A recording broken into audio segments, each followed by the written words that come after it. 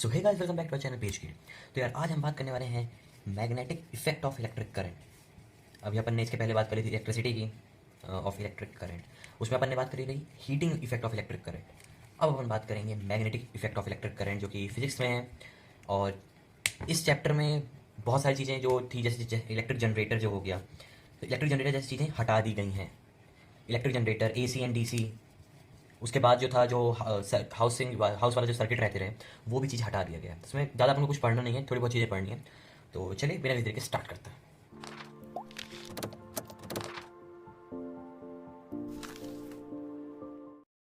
तो यार बेसिकली हमको इस चैप्टर में मैग्नेट से रिलेटेड चीज़ें पढ़नी है। तो मैग्नेट एक्चुअली होता क्या, अपन उसको समझते हैं। तो मैग्नेट की पर डेफिनेशन आपको बता देता हूँ। तो डेफिनेशन है मैग्नेट की: a substance which attracts small pieces of iron and points in north and south direction when suspended freely or hang freely is known as magnet. Natural magnet are irregular, ये word बहुत important है, irregular, irregular in shape and weak in magnetic property. ये दोनों बात हुई natural magnet की, ठीक। जो नेचुरल मैग्नेट होते हैं वो इरेगुलर और वीक रहते हैं। मैग्नेट वो चीज़ होती है जो भी किसी भी आयरन के चीज़ों को अट्रैक्ट कर सके अपने तरफ। जैसे मैं आपको एक मैग्नेट दिखाता हूँ, जैसे ये एक मैग्नेट है, ये मैग्नेट इस राउंडर, ये राउंडर जो है कि आयरन का बना है, इसको अट्रैक्ट कर सकता है। ये अगर मैं इधर रख दूँ और मैं इसको ये पास में ले जा रहा हूँ तो ये अट्रैक्ट कर रहा है। तो इसी प्रॉपर्टी को बोलते हैं मैग्नेटिक प्रॉपर्टी। तो जो मैग्नेट रहते हैं वो अट्रैक्ट करते हैं आयरन की चीज़ों को, और ये हमेशा नॉर्थ एंड साउथ डायरेक्शन जो होती है, नॉर्थ एंड साउथ डायरेक्शन में बता देते हैं अपन। जो कंपास होता है ना, उसमें जो निडल रहती है बीच वाली, वो भी नॉर्थ एंड साउथ डायरेक्शन बताती है, और वो रहती है मैग्नेट की। ये अपने मैग्नेट की बात कर ली। इसके आगे और चीज़ें उसकी मैं बताता हूँ आपको। तो यार इस चैप्टर में अपन बात करने वाले हैं, जब भी अगर अपन किसी वो इलेक्ट्रिक करंट अगर हम पास करें किसी भी वायर से, उसके कारण जो मैग्नेटिक इफेक्ट जो प्रोड्यूस होता है, मैग्नेटिक प्रॉपर्टी जो प्रोड्यूस होती है उसको, जैसे अगर अपन किसी भी इलेक्ट्रिक करंट, मान लीजिएगा ये वायर है, इस वायर अगर मैं करंट फ्लो हो रहा है, उसके पास अगर अपन कंपास रखें, कंपास लाएं, तो कंपास की निडल डिफ्लेक्ट होगी। तो अपन को ये शो कर रहा है कि ये जो वायर, ये भी मैग्नेटिक प्रॉपर्टी है इसके अंदर। ये कैसे पता चल रहा है अपन को? अपन ने एक बार पहले भी पढ़ा है कि लाइट चार्जेस जो होते हैं, जो लाइट चार्जेस होते हैं वो एक दूसरे को रिपेल करते हैं, एक दूसरे से दूर जाते हैं, और जो अपोजिट चार्ज रहते हैं वो एक दूसरे के पास आते हैं। ये अपन को पता है ना कि light charges repel each other and unlit charges attract each other. तो मतलब कि अगर रिपेल और अट्रैक्शन होने, मतलब कि मैग्नेटिक है वहाँ पे, मैग्नेटिज्म है, मतलब कि इस वायर जो रही जिसमें अपन इलेक्ट्रिसिटी फ्लो करे, इसके बाद जब अपन कंपास लाए तो उसके भी निडल डिफ्लेक्ट हुई। ये शो करा कि ये भी इसके अंदर, इस वायर के अंदर मैग्नेटिक प्रॉपर्टी है। अब अपन इसके बात करते हैं मैग्नेट से रिलेटेड और जो चीज़ें होती हैं, वो magnetic field lines, magnetic field lines, ऐसी चीज़ें जो होती हैं उसके अपन बात करते हैं। अब अपन को बात करना है मैग्नेटिक फील्ड क्या होता है। आपने ग्रेविटेशनल फील्ड सुना है ना, कि अर्थ की ग्रेविटी रहती है स्पेस में, इसके अंदर उसका इन्फ्लुएंस फील कर सकते हैं। ऐसे मैग्नेटिक फील्ड भी होती है। इसके बाद डेफिनेशन में पढ़ के सुना देता हूँ। तो स्पेस और रीजन अराउंड अ मैग्नेट, ये एक मैग्नेट हो गया, बार मैग्नेट जिसको अपन बोलते हैं, ये नॉर्थ ले लिया इसका, ये साउथ ले लिया इसका। तो इसकी डेफिनेशन ये है: द स्पेस और रीजन अराउंड अ मैग्नेट और current carrying wire. Current carrying wire में भी मैग्नेटिक प्रॉपर्टी आ जाती है, मैंने देखा इसके पहले। तो वही चीज़ मैं बता रहा हूँ, जैसे कि अगर इसके जो चारों साइड जिसका एक एरिया रहेगा, जहाँ जिसका एक, मतलब अगर यहाँ पे कोई आयरन की चीज़ रखे तो ये इसको अट्रैक्ट नहीं कर पा रहा, लेकिन अगर इसको यहाँ पे रख दिया आयरन की चीज़ को, तो ये तुरंत इसको अट्रैक्ट कर लेता है। मतलब कि इस यहाँ पे इसका, इसके मैग्नेटिक प्रॉपर्टी का वो है, यहाँ की यहाँ तक उसकी फील कर सकता है। मतलब कि अगर हम इस पोजीशन पे रखते हैं, मैं वो कुछ भी आयरन चीज़ को, और ये मैग्नेट अपन यहाँ रख देंगे, तो इसको अट्रैक्ट कर रहा है। मतलब कि इस यहाँ तक एरिया में इसका इन्फ्लुएंस है, यहाँ तक इसकी ताकत है कि वो उस चीज़ को अट्रैक्ट कर सके। लेकिन अगर वो चीज़ अपन यहाँ रख दें तो यहाँ अट्रैक्ट नहीं कर पा रहा है। मतलब कि मैग्नेटिक फील्ड इसका यहाँ पे नहीं है। मैग्नेटिक फील्ड कुछ नहीं होता है, एक रीजन होता है मैग्नेट के चारों साइड, जहाँ पे उसकी मैग्नेटिक प्रॉपर्टी फील करी जा सकती है। इसके बाद बात आती है मैग्नेटिक फील्ड लाइंस। अब मैग्नेटिक फील्ड है, देखिए मार्कर भी काम करना बंद कर देता है बीच बीच में, तो इसका सोल्यूशन है अपने पास। तो चलिए मार्कर ही चेंज कर लेते हैं अपन। तो अपन ने बात करनी है मैग्नेटिक फील्ड लाइंस, इसकी अपन को बात कर रहे हैं। तो आखिर होता क्या मैग्नेटिक फील्ड लाइंस? इसकी एक डेफिनेशन मैं आपको पढ़ा देता हूँ। Magnetic field lines is a curve around a magnet such that the tangent at any point of a curve gives the direction of magnetic field at that point. And magnetic fields lines are imaginary. Simple, सही बात है, imaginary होते हैं, close curve होते हैं। Close curve, अब मैं आपको डायग्राम बना के सुना देता हूँ, पहले डेफिनेशन सुन लीजिए इसकी। No two line can intersect each other. तो मैग्नेटिक फील्ड लाइंस क्या होती है? मान लीजिए अगर ये बार मैग्नेट है, ये बार मैग्नेट है, ये नॉर्थ, इसका ये साउथ, ये इसका एक ऐसे एरिया कैसे रहता है, ये बन गया, ये कैसे आ गया, ये कैसे, एक ऐसे गई, एक ऐसे गई, एक सीधे चली गई। ये मैग्नेटिक फील्ड लाइंस होती हैं। ये इमेजिनरी लाइन, ऐसे रियल में कभी मैं किसी मैग्नेट जैसे अपने एक मैग्नेट देखा, इस मैग्नेट के चारों से कहीं लाइंस दिख रही हैं? नहीं दिख रही है ना, मतलब कि ये देखिए इसकी कहीं लाइन तो नहीं है ना। ये लाइन जो होती है मैग्नेटिक फील्ड लाइंस, ये होती है इमेजिनरी, इमेजिनरी होती है।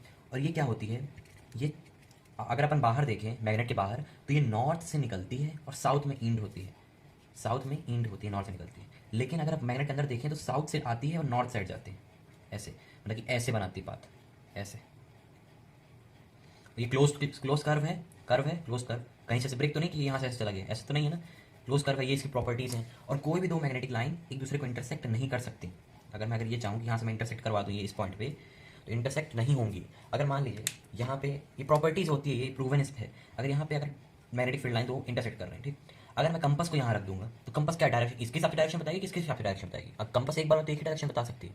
इसलिए ये प्रूवन है कि ऐसी चीज़ें नहीं होती कि दो मैग्नेटिक फील्ड लाइन एक दूसरे को इंटरसेक्ट करें। अगर मैं यहाँ पे मैग्नेट रखूँगा तो यहाँ पे मैग्नेटिक नीडल जो है वो बता देगी, अच्छा यहाँ पे नॉर्थ है, यहाँ पे साउथ है। लेकिन अगर दो दो है तो कहाँ से बताएगी?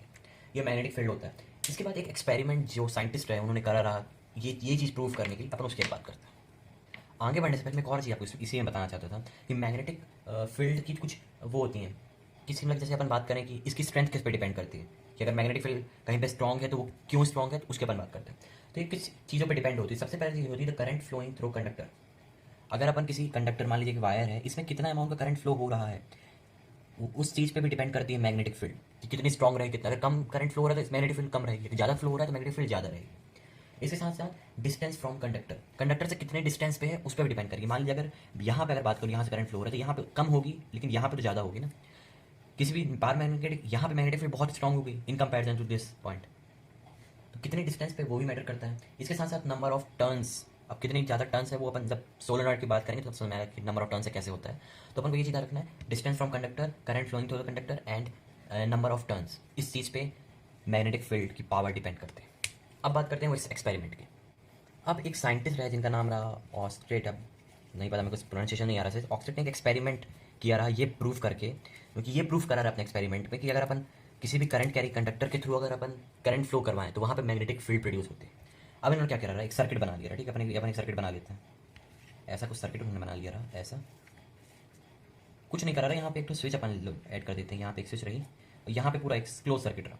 अब इन्होंने क्या करा रहा है, इसके जैसे मान लीजिए ये करंट कैरिंग वायर है तो इसके जस्ट नीचे, ठीक, इसके नीचे ऐसे, इसके नीचे इन्होंने क्या दिया रहा, कंपास रख दिया रहा, एक कंपास। अब इसी को ले लेते हैं कंपास, ये नॉर्थ और साउथ डायरेक्शन शो कर रहा था। जैसे ही हमने स्विच ऑन करा, हमने करंट फ्लो हो रहा था उसमें, जैसे ही करंट फ्लो हुआ तो ये जो मैग्नेटिक नीडल रही ना, जैसे करंट इसमें फ्लो हुआ, जो मैग्नेटिक नीडल रही तो इसमें डिफ्लेक्शन आया। ये डिफ्लेक्शन शो कर रहा, मतलब कि मैग्नेटिक फील्ड प्रोड्यूस हुई, इसमें मैग्नेटिक फील्ड प्रोड्यूस तब नहीं डिफ्लेक्ट हुआ। और जब जैसे करंट हमने बंद कर दिया तो ये भी नॉर्मल हो गया। अब इन्होंने क्या करा, करंट का फ्लो उल्टा कर दिया, उल्टा करने के बाद भी करंट फ्लो करवाया तो फिर डिफ्लेक्शन शो हुआ। मतलब कि इन्होंने इस चीज़ को प्रूव कर दिया, मतलब कि मैग्नेटिक फील्ड प्रोड्यूस करता है करंट कैरिंग कंडक्टर, जब भी उसमें अपन करंट फ्लो करें तो उसमें मैग्नेटिक फील्ड प्रोड्यूस होती है। इन्होंने वो चीज़ प्रूव कर दी और एक चैप्टर ऐड करवा दिया, magnetic effect of electric current. तो इन्होंने ये कंक्लूड करा रहा कि that there must be a magnetic field around wire carrying electric current which deflected the magnetic compass. अगर कभी भी ये पूछ ले कि एक्सपेरिमेंटली प्रूव करो कि ये चीज़ कैसे, मतलब मैग्नेटिक एक अगर अपन कंडक्टर लें तो उसमें वो कैसे डिफ्लेक्ट करता है, तो अपन को ये करना है, डायग्राम ऐसे शो कर देना, उसमें ये चीज़ लिख देनी। ये अपन ने बात कर ली जो एक्सपेरिमेंट हुआ मैग्नेट रिलेटेड छोटे मोटे डेफिनेशन की। अब अपन बात करते हैं राइट हैंड थंब रूल। अब इसमें 3 रूल हैं, right hand thumb rule, right hand rule, left hand rule. तो हम सबसे पहले बात करने वाले हैं राइट हैंड रूल की, right hand thumb rule, sorry thumb rule की बात करने वाले हैं। तो करते हैं इसको इरेज, बात करते हैं राइट हैंड थंब रूल की। तो जैसे कि मैंने अभी राइट हैंड थंब रूल के बारे में बताया, तो राइट हैंड थंब रूल में क्या होता है बेसिकली,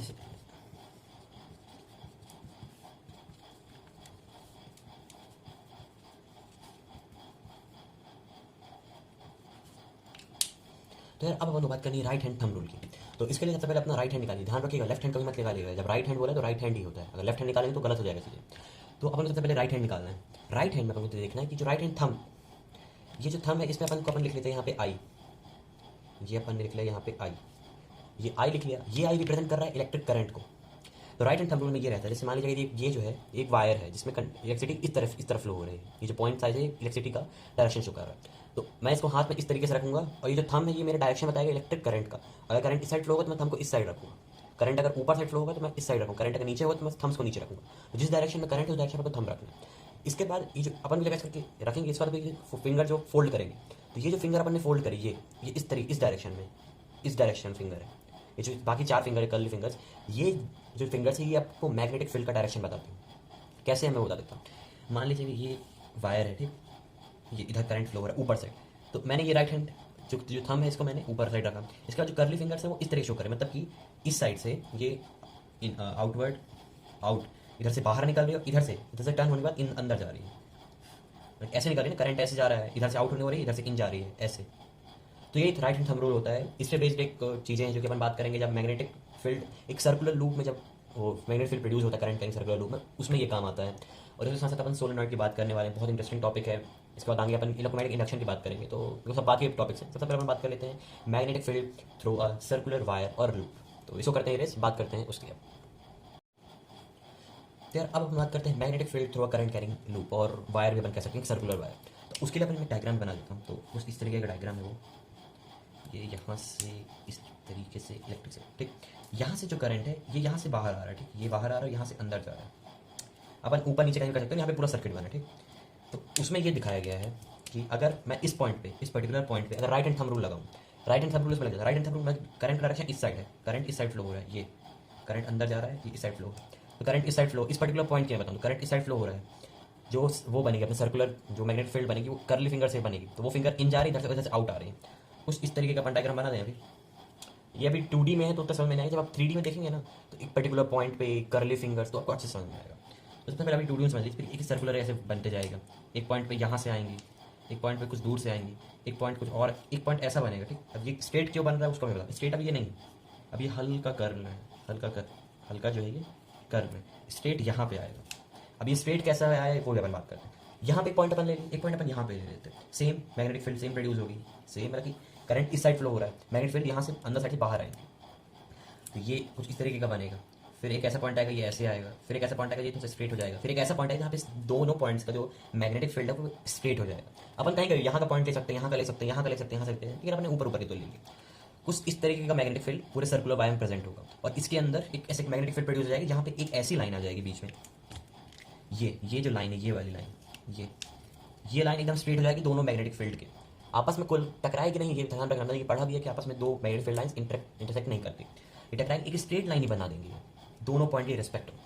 ये होता है इसमें राइट हैंड थंब रूल से अपन किसी भी पॉइंट्स में मैग्नेटिक फील्ड बना सकते हैं। एग्जाम में कभी कोई पूछ लेगा मैग्नेटिक फील्ड ड्रॉ करें, उसको डिस्क्राइब करें, तो ये सब चीज़ें आपको उसमें बता देंगे। तो अपन ने बात कर ली सर्कुलर लूप की। अब अपन बात करते हैं सोलेनॉइड की, बहुत ही इंपॉर्टेंट और बहुत ही जो इलेक्ट्रोमैग्नेट्स बनते हैं वो उसी से बनते हैं, तो अपन उसकी बात कर लेते हैं। करते हैं इसको सबसे पहले इरेज। तो अब अपन को बात करनी है सोलेनॉइड की। तो सोलेनॉइड का बात करने से पहले उसका एक हल्का सा छोटा सा इसका जो डायग्राम होता है उसको अपन बना लेते हैं। तो इस तरीके के डायग्राम रहते हैं सोलेनॉइड के। जी, आपको अपन कहीं से भी करंट, यहाँ से करंट अंदर जा रहा है, यहाँ से, और यहाँ पे पूरा सर्किट बना है, ठीक। एक सर्कुलर वायर, इसकी डेफिनेशन होती है उसको मैं पढ़ कर समझ देता हूँ। A solenoid is a coil of many circular turns of insulated copper wire closely bound in a shape of tight spring. Spring के शेप में, स्प्रिंग आपने देखा ना, स्प्रिंग उसी के शेप में ही है। अगर अपन ये दो पॉइंट बनाते हैं स्प्रिंग के शेप टाइप के में, ये क्या होता है, ये जो कॉपर इंसुलेटेड कॉपर वायर को जब अपन ऐसे बहुत सारे टर्न्स एक स्प्रिंग के शेप दे देते हैं, और इसमें जब अपन वो इलेक्ट्रिसिटी फ्लो करवाते हैं, तो इसके अंदर मैग्नेटिक फील्ड प्रोड्यूस होती है। एज सेम जैसे अपन ने बात करी थी जब बार मैग्नेट की बात करी थी, इधर नॉर्थ ले लो, इधर पे साउथ ले लो, तो जिस तरीके से बाहर मैग्नेटिक फील्ड प्रोड्यूस होता है ना कि अंदर ऐसे जा रही है, बाहर ऐसे पूरे में राउंड आ रही है, स्ट्रेट जा रही है और ऐसे आ रही है, सेम एज इट इज इसके अंदर भी होता है। इसके अंदर भी मैग्नेटिक फील्ड प्रोड्यूस हो जाती है। यहाँ से एक ऐसे अंदर मैग्नेटिक फील्ड प्रोड्यूस है, बाहर भी कुछ एरिया पे मैग्नेटिक फील्ड इसकी समझ में आ रही है। तो कोई एक पॉइंट इसका नॉर्थ से ऐड कर लेता है, इसका एक साउथ में ऐड करने लगता है, और ये मैग्नेट, इसको अपन इलेक्ट्रोमैग्नेट भी कह सकते हैं। और ये तभी तक मैग्नेट रहेगा, तभी तक ये आयरन की चीज़ को अट्रैक्ट करेगा जब तक इसमें इलेक्ट्रिसिटी फ्लो करवाए। मैग्नेटिक फील्ड क्यों प्रोड्यूस है? इलेक्ट्रिसिटी के कारण। जैसे ही अपन इलेक्ट्रिसिटी का फ्लो रोक देंगे वैसे मैग्नेटिक इफेक्ट इसका खत्म हो जाएगा। तो इसका पता है आर्टिफिशियल मैग्नेट, इलेक्ट्रोमैग्नेट, सोलेनॉइड वही चीज़ें होती हैं। लेकिन ये बात हमेशा रखना, सेम जैसे नॉर्थ पोल और साउथ पोल बार मैग्नेट रहता है, वैसे इसमें फॉर्म हो जाता है जब अपन करंट फ्लो करवाएं, और किसी भी आयरन की चीज़ को अपन उसके पास ले जाते हैं, सोलेनॉइड के पास जिसमें करंट फ्लो हो रहा है, तो उसको अट्रैक्ट कर लेगा। मान लीजिए अगर ये सोलेनॉइड है तो ये आयरन कोई चीज़ है, जब इसमें इलेक्ट्रिसिटी फ्लो हो रही है तो इसको अट्रैक्ट करा, जैसे ही इलेक्ट्रिसिटी फ्लो होना बंद कर दी तो वो अपने आप इसकी मैग्नेटिक फील्ड से हट जाएगा, उसकी मैग्नेटिक प्रॉपर्टी नहीं बचेगी, तो सब खत्म हो जाएगा। ये सोलेनॉइड होता है और बहुत सारी चीज़ों में काम आता है। इलेक्ट्रोमैग्नेट्स मेन जो है इसका क्रेनियंस में काम आते हैं। तो अब ये अपन ने बात करी सोलेनॉइड की, सर्कुलर लूप्स की, राइट हैंड थंब रूल की। अब अपन बात करते हैं लेफ्ट हैंड रूल। जो लेफ्ट हैंड है, एक लेफ्ट हैंड रूल बने हैं, फ्लेमिंग्स लेफ्ट हैंड रूल, तो अपन उसकी बात कर लेते हैं। वो किसी चीज़ पर डिपेंड करता है, उससे रिलेटेड। और उसके बाद बहुत इंपॉर्टेंट टॉपिक है इलेक्ट्रिक मोटर, उसकी अपन बात कर लेते हैं। करते हैं इसको सबसे पहले इरेज। अब अपन को बात करना है लेफ्ट हैंड रूल की। फ्लेमिंग्स लेफ्ट हैंड जिसको बोला जाता है, और भी बहुत सारे नाम हैं, तो इसके अपन को बात करना है। तो अब सबसे पहले इसको लेफ्ट हैंड रूल ले, तो लेफ्ट हैंड अपन बाहर अपने से निकाल लीजिए। राइट हैंड यूज़ नहीं करना है, हमेशा ध्यान रखना। अगर लेफ्ट हैंड है तो लेफ्ट हैंड, राइट हैंड है तो राइट हैंड, ये हमेशा ध्यान रखना। लेफ्ट हैंड रूल, तो इसमें सब सिंपल, अगर आप कभी एग्जाम में पूछते हो तो ये लिख देना है कि stretch the left hand finger and the thumb and centre finger and they are mutually perpendicular each other and first finger points the magnetic field, then it is current and this is force. क्या मैं क्या क्या बोलते हैं मैं समझा भी देता हूँ। आपको क्या करना है, 3 फिंगर निकालनी है, ये 1, ये 2 और ये 3। ये 3 फिंगर अपन को निकाल लेनी। ये थंब हो गया अपना, इसको अपन फर्स्ट फिंगर बोल रहे हैं और इसको बोल रहे हैं मिडिल फिंगर। तो इन तीनों को आपस में ऐसे रखना कि ये दोनों 90 डिग्री का एंगल बनाए। ये 90 डिग्री का एंगल बन रहा है, अगर ऐसे और ऐसे कहीं नहीं रख देना, 90 डिग्री का ऐसे एंगल, इधर पे भी 90 डिग्री का एंगल बन रहा है। इस तरीके से इसको पॉइंट कर देना। इसमें अपन को एक काम करना है, इसमें अपन लिख देते हैं एफ, इसमें लिख लेते हैं एम और इसमें लिख लेते हैं आई। ये अपन लिख लिया सब तीनों के नाम, direction of electric current, direction of magnetic field and force. तो ये जो अब जैसे एम यहाँ पे मैग्नेटिक फील्ड, आई यहाँ पे करंट और एफ यहाँ पे फोर्स। तो इसमें ये लेफ्ट हैंड रूल से अपन को ये पता चलता है किस डायरेक्शन में फोर्स लग रहा है। डायरेक्शन में फोर्स लग रहा है, ये अपन को लेफ्ट हैंड रूल से पता चलता है। कैसे पता चलता है, मान लो एक मैग्नेटिक फील्ड जो है वो इस साइड, इस डायरेक्शन में मैग्नेटिक फील्ड, और करंट की ये डायरेक्शन शो करता है और ये फोर्स का डायरेक्शन शो कर देता है। इसका अपन इलेक्ट्रिक मोटर जब पढ़ेंगे तो उसका एग्जांपल भी समझेंगे। तो अपन को इतना समझ लेना कि ये जो फर्स्ट फिंगर होती है मैग्नेटिक फील्ड का डायरेक्शन शो करती है, मिडिल फिंगर जो होती है इलेक्ट्रिक करंट डायरेक्शन शो करती है, और जो थंब होता है वो फोर्स का डायरेक्शन शो करता है। अब मान लो अगर मैग्नेटिक फील्ड इस साइड फ्लो कर रहे हैं, इस साइड, तो मैग्नेटिक फील्ड का अपन डायरेक्शन ये कर दी, और जो अपना जो करंट है वो नीचे साइड फ्लो हो रहा है, तो करंट की डायरेक्शन नहीं करेगा, मतलब कि जो फोर्स है वो ऊपर साइड लगेगा। मैग्नेटिक फील्ड ये रखते हैं, करंट अगर अपन चेंज कर देते हैं ऊपर साइड करंट जा रहा है, तो ये तो जो फोर्स है वो नीचे साइड लगेगा। ये चीज़ें होती है अपन इलेक्ट्रिक मोटर की जब बात करेंगे तो इसको और अच्छे से। तो अभी जो अपन को फोर्स पता चली, तो ये फोर्स कुछ फोर्स फैक्टर्स पे डिपेंड करता है, तो उस फैक्टर्स की अपन बात कर लेते हैं। तो सबसे पहले strength of magnetic field, magnetic field कितनी पावरफुल मैग्नेटिक फील्ड है उस पर डिपेंड करता है। उसके साथ इलेक्ट्रिक करंट पे डिपेंड करता है कि कितना अमाउंट का इलेक्ट्रिक करंट फ्लो हो रहा है, ज़्यादा फ्लो हो रहा है, कम फ्लो हो रहा है। इसके साथ साथ जो जो अपनी जो कंडक्टर है उसकी लेंथ पे भी डिपेंड करता है। 3 चीज़ पे डिपेंड करता है इस ये जो फोर्स लग रहा है, ठीक। और इसके बाद अपन बात करते हैं इलेक्ट्रिक मोटर, बहुत इंपॉर्टेंट है। इलेक्ट्रिक जनरेटर भी आगे इलेक्ट्रोमैग्नेटिक इंडक्शन के बाद है, लेकिन वो तो हट चुका है सिलेबस में, इसलिए इस चैप्टर से इलेक्ट्रिक मोटर बहुत इंपॉर्टेंट है। तो चलिए अपना उसकी बात कर लेते हैं। तो अब चलिए अब इलेक्ट्रिक मोटर की बात कर लेते हैं। इलेक्ट्रिक मोटर, आपकी जो फ़ैन आपके घर में चल रहा है उसमें भी इलेक्ट्रिक मोटर लगे हैं। आपकी जो कार्स रहती हैं उसमें भी कुछ कुछ पार्ट्स में इलेक्ट्रिक मोटर रहते हैं। तो इलेक्ट्रिक मोटर बहुत जगह यूज़ होता है। तो अपन सबसे पहले इसका एक बार इसका एक डायग्राम जो था उसको बना लेते हैं। तो डायग्राम कुछ इस तरीके का रहता है, यहाँ पे 2 इससे बना लेते हैं, क्या है वो बीच बीच में चलना बन जाता है। ये कुछ ये पोल हो गया। डायग्राम उतना खास नहीं है, लेकिन समझने के लिए अपन को समझना है, तो इसको मैं अच्छे से बना ही देता हूँ। 1 मिनट। तो इस वीडियो करता हूँ यहीं पे पॉज, आपको पूरा डायग्राम बना के फिर दिखाता हूँ। कुछ इस तरीके का डायग्राम रहता है, तो ज़्यादा डायग्राम पे नहीं चलता, तो बेसिक कॉन्सेप्ट समझते हैं किस तरीके से वर्क करता है। तो ये हो गया इसका नॉर्थ पोल, ये हो गया इसका साउथ पोल। इसके बाद अपन यहाँ से एक सेंटर लाइन खींच लेते हैं जो इसको बाइसेक्ट टाइप का करता है, और अपन यहाँ पे इस तरीके का ये बना देते हैं। अब ये रोटेशन शो कर रहा है, तो कैसे रोटेशन शो होती है वो भी अपन बात करते हैं उसकी। यहाँ पे ए, यहाँ पे बी, ये सी, ये डी, ये ब्रशेज़ हैं B1, ये R1, ये R2, ये रिंग्स हैं, ये जो सी शेप में है 2 ये दोनों रिंग्स हैं, ये 2 ब्रश हैं जो अपन जिसको अपन ने बी शो करा है। इसके साथ साथ यहाँ पे ये पॉजिटिव नेगेटिव वो सब चीज़ें हैं। ये यहाँ पे स्विच लगा है, कुछ इस तरीके का डायग्राम रहता है। अब ये इलेक्ट्रिक मोटर एक्चुअली में होता है, इसकी डेफिनेशन में बता देते हैं। उसकी डेफिनेशन है electric motor is a device, simple एक डिवाइस है which converts electrical energy into mechanical energy. अब इलेक्ट्रिक एनर्जी अपन प्रोवाइड कर रहे हैं, इसको मैकेनिकल एनर्जी चेंज कर रहा है, ये हमेशा ध्यान रखना। अभी किस प्रिंसिपल पे बेस कर कभी भी ये चीज़ पूछे तो आपको कुछ पॉइंट्स इसके हमेशा याद रखना है। सबसे पहले इसकी डेफिनेशन बता देनी है, डिफाइन। इसके बाद प्रिंसिपल इसका बता देना किस प्रिंसिपल पे वर्क कर रहा है, ये बता देना है। उसके साथ कंस्ट्रक्शन में अपन को ये सब चीज़ें नहीं बतानी कि किस तरीके से कंस्ट्रक्ट करे इसको, ये बता देना कि ये जो चीज़ें लगी हैं ये सब क्या होते हैं, इसका काम क्या होता है। उसके बाद फिर वर्किंग में बता देना है। फिर भी अगर आपको लगे यार तो अपन इसके बाद यूजेस लिख देना, अगर वैसे लिखना जरूरी नहीं, इतना बहुत होता है। अब डिफाइन अपन ने कर दिया कि इलेक्ट्रिक डिवाइस है, इलेक्ट्रिक एनर्जी को मैकेनिकल एनर्जी में चेंज करता है। अब ये प्रिंसिपल लेफ्ट हैंड रूल पे प्रिंसिपल पे बेस्ड है। अब इसके कंस्ट्रक्शन में कुछ चीज़ें हैं उसके बारे में बात करें। एक से सर्किट हो गया, इसको छोड़ो। इसके हिसाब से पहले तो ये मैग्नेट्स रहते हैं। मैग्नेट्स के बाद ये जो है ना ABCD, ये आर्मेचर अपन बोलते हैं, कॉपर वायर टाइप का एक रहता है ये। इसके बाद ये जो सी शेप में है ये होती है रिंग्स, स्प्लिट रिंग्स इसको अपन बोलते हैं। करंट्स की डायरेक्शन को रिवर्स इसी कारण करते हैं। फिर ये ब्रशेस हो गए, कार्बन ब्रशेस होते हैं जो कनेक्शन इलेक्ट्रिक सर्किट का कनेक्शन इसमें जो होता है। ये तो रिंग्स और ब्रशेस आपस में टच होते हैं, कनेक्ट नहीं होते, टच होते हैं। ये इसी कारण इलेक्ट्रिक मोटर काम करता है। अब ये किस तरीके से काम करता है अपन ये देख लेते हैं। जैसे अपन इलेक्ट्रिसिटी फ्लो हुई इसमें, तो इलेक्ट्रिसिटी ऐसे फ्लो हुई इस डायरेक्शन में, इस डायरेक्शन में। इस पॉइंट पे इलेक्ट्रिसिटी इस डायरेक्शन में रही, तो अपन जब ए बी वायर की बात करेंगे, लेफ्ट हैंड रूल अपन निकाले, मैग्नेटिक फील्ड का डायरेक्शन इस साइड रहेगा, दो मैग्नेट है नॉर्थ से साउथ, मैग्नेटिक फील्ड का डायरेक्शन इस साइड, करंट का डायरेक्शन ऊपर साइड, तो फोर्स नीचे लगेगा, मतलब कि ए बी वायर में फोर्स नीचे साइड लगेगा। फिर अपन बात कर लेते हैं सी डी। अब सी डी, अब यहाँ पे बी सी में अपन क्यों बात नहीं करें, क्योंकि बी सी में इसलिए बात नहीं करें, मैग्नेटिक फील्ड इस साइड, करंट इस साइड, म्यूचुअल परपेंडिकुलर रहेंगे, वो कॉन्सेप्ट लगेगा ही नहीं, इधर पे कोई फोर्स एक्सपीरियंस होगा नहीं। अब यहाँ पे अब सी डी की बात करते हैं, मैग्नेटिक फील्ड इधर, करंट इस साइड आ गया, करंट इधर आ गया, करंट डायरेक्शन ये, फोर्स अपवर्ड, मतलब कि फोर्स ऊपर साइड लग गया। अब जब फोर्स एक नीचे साइड लग रहा है, एक ऊपर साइड लग रहा है, तो कुछ इस तरीके से स्प्लिट होगा, ऊपर ऐसे होगा, ऐसे चेंज होगा। तो जब ये ऐसे चेंज हुआ और ऐसे पोजीशन पे आ गया, स्ट्रेट पोजीशन पे, तो ये जो सी शेप की जो रिंग रही और ये ब्रश का कनेक्शन टूट गया, कनेक्शन टूट गया। लेकिन लॉ ऑफ इनर्शिया अपन ने पढ़ा रहा 9th में, उसके कारण ये पूरा रोटेट हो गई। अब पूरा रोटेट होने के बाद ये सी डी जो है, अब वो ए बी की जगह आ गया और ए बी सी डी की जगह पे आ गया, चेंज हो गया। लेकिन करंट डायरेक्शन वही रहा। कैसे? क्योंकि यहाँ पे स्प्लिट रिंग्स इसी काम आती है। जैसे ही आधे पे आए, आधे पे कनेक्शन इसका टूटा, फिर इस वाले रिंग का इससे कनेक्शन जुड़ गया, फिर क्योंकि करंट डायरेक्शन तो इसमें सेम रहेगा, तो सी डी में इधर, सी डी इधर आ गई, करंट इधर ही फ्लो हो रहा है, फिर ये आया, तो पूरा एक रोटेशन आ जाता है। ये रोटेशन आ जाता है, इसी कारण इलेक्ट्रिक मोटर पूरा काम करने लगता है। और बहुत सारी चीज़ों में आ जाता है, इलेक्ट्रिक कार, रोलिंग मशीन्स, बहुत सारी चीज़ों में काम आता है। ये बात कर ली अपन ने इलेक्ट्रिक मोटर की। अब अपन बात करते हैं इलेक्ट्रोमैग्नेटिक इंडक्शन। बता रहा हूँ, बहुत बहुत अच्छा कॉन्सेप्ट है इलेक्ट्रोमैग्नेटिक इंडक्शन। तो चलिए इसको करते हैं इरेज। अब अपन को बात करनी है इलेक्ट्रोमैग्नेटिक इंडक्शन। अगर मैं आपसे पूछूं कि अगर आपको इलेक्ट्रिसिटी पास नहीं करवाऊँ तो क्या इलेक्ट्रिसिटी प्रोड्यूस हो सकती है? मतलब वियर्ड चीज़ है, बट अगर मैं आपको इस कंडक्टर में, अगर मान लीजिए कंडक्टर एक वायर है, इसमें अगर मैं इलेक्ट्रिसिटी ना दूँ, मतलब ना बैटरी लगाऊँ, ना एसी के सोर्स के थ्रू इलेक्ट्रिसिटी में फ्लो ना करवाऊँ, तो क्या इसमें इलेक्ट्रिसिटी फ्लो होगी? अब बोलेंगे बिल्कुल नहीं, इलेक्ट्रिसिटी फ्लो करवाने के लिए तो इलेक्ट्रिसिटी चाहिए ही ना। लेकिन यही चीज़ होती है इलेक्ट्रोमैग्नेटिक इंडक्शन। आप बिना इलेक्ट्रिसिटी के भी इलेक्ट्रिसिटी प्रोड्यूस कर सकते हैं। थोड़ी सी वियर्ड चीज़ें लग रही हैं, आपको भी एक्सप्लेन करता हूँ। तो एक साइंटिस्ट रहे माइकल फैराडे नाम के।